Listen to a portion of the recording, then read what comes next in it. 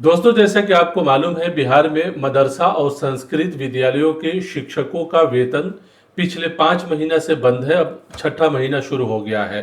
जाहिर है, शिक्षकों की ये काफ़ी एक बड़ी मुश्किल है और इन मुश्किलों से संस्कृत विद्यालयों के शिक्षक और मदरसा के शिक्षक जो है काफ़ी परेशान है। हमारे साथ विवेक कुमार उपाध्याय जी हैं।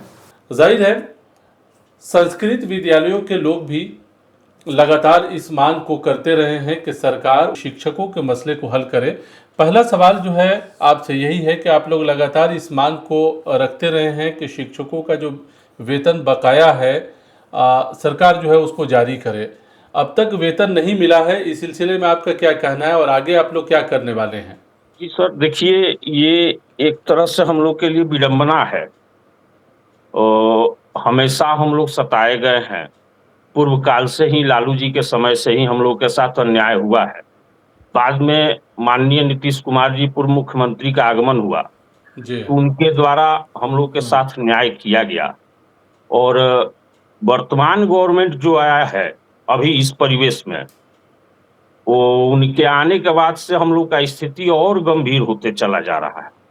अभी 5 माह हम लोग का बीत गया, छठे माह में हम लोग प्रवेश कर चुके हैं। वेतन के लिए स्थिति ये है कि हम लोग को जिला स्तर पर, राज्य स्तर पर, सदन में यहाँ-वहाँ मांग करना पड़ रहा है, जो कि एकदम से अनुचित है। वेतन प्रत्येक कर्मचारी का अपना मौलिक अधिकार है। वह सेवा दे रहे हैं।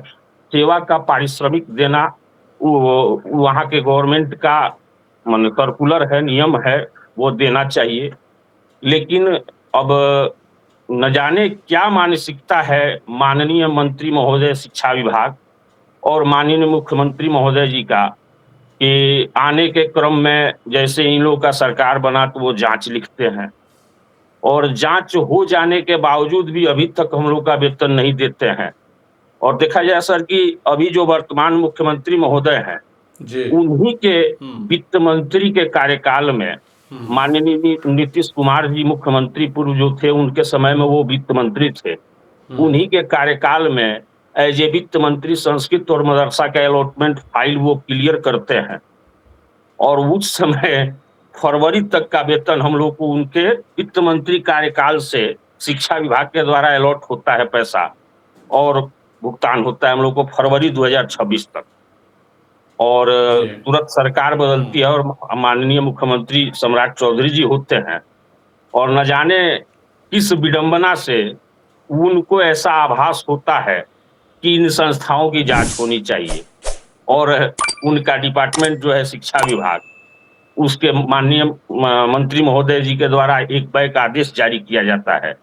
यह शोचनीय विषय है सर, कि जो इस जांच समय यानी बार बार जो है आप लोग जांच के साए में रहे हैं और बार बार जो है मुश्किलें जो अब है आप लोगों ने उठाई है। ये जी। ये हम लोग का दुर्भाग्य है सर। और बिहार के धरातल पर हमेशा संस्कृत और मदरसा के साथ अन्याय होते आया है। लालू जी के समय में भी हम लोग के साथ अन्याय हुआ।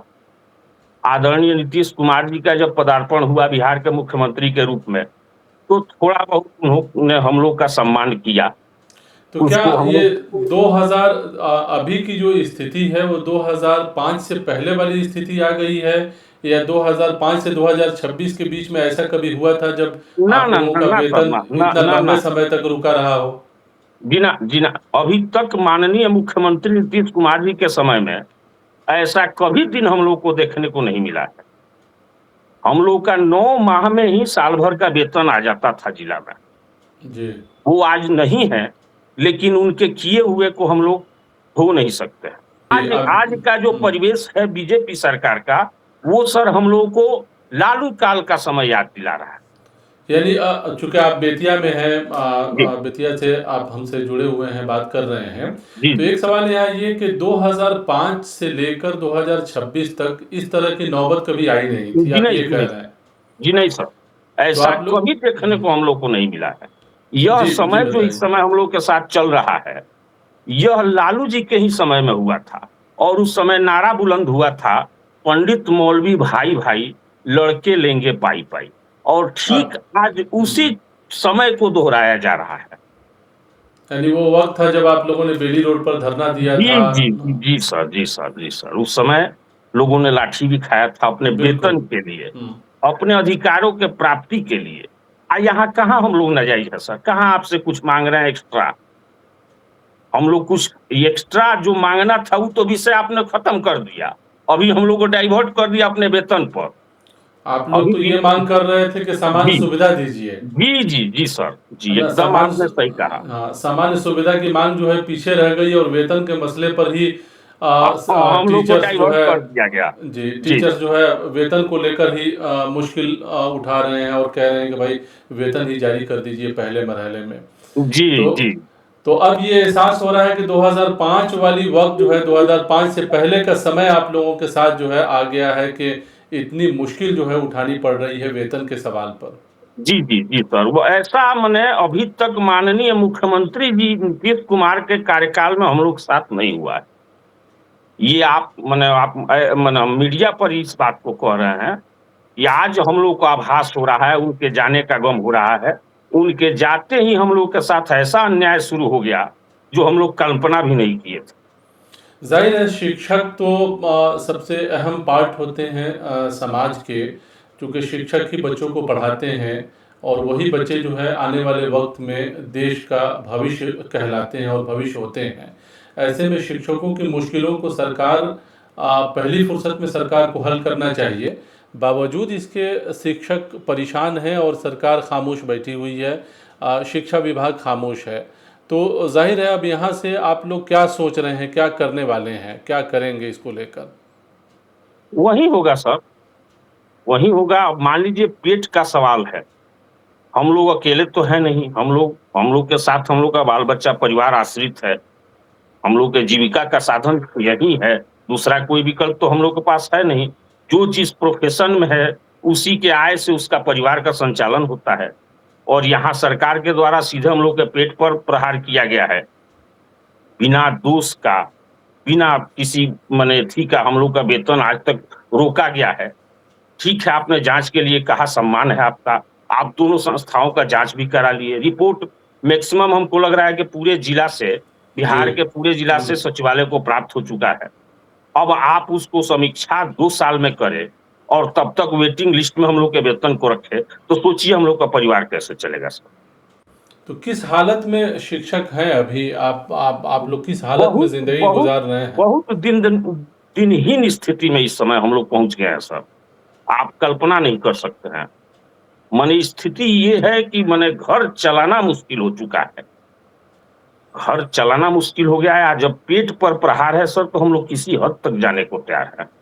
किसी अभी हद भी तक जान जी, जी। जी, जी, जी। माननीय मुख्यमंत्री जी से और माननीय शिक्षा मंत्री जी से हम लोग आज भी निवेदन करेंगे कि हम लोग पूर्णतः निर्दोष हैं।